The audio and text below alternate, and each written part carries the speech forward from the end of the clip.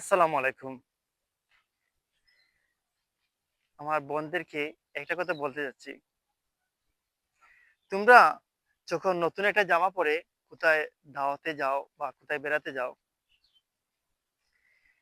একবার যে জামা পরে যাও, পরের দিন এই বাড়িতে এই জামা পরে যাও না। এতে যত টাকারই জামা হোক না কেন, না, সহজ উত্তর কি জানেন?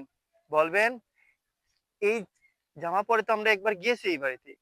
যদি কেউ বলে, ওর কোনো কাপড় নেই, বলে আমাদের এই জামা পরে আমরা একবার না শতবার যাই কারো বাসায়। আমাদের কোনো সমস্যা নাই। কে কি বলল না বলল আমাদের কিছু আসে যায় না। বন্ধু একবার চিন্তা করো, তোমার ভাই দিবে, তোমার স্বামী দিবে, তোমার বাবা দিবে, কেউ দিবে। তুমি যদি প্রত্যেক মাসে মাসে ২টা ৩টা করে জামা পাল্টাও, সবার তো সামর্থ্য নাই।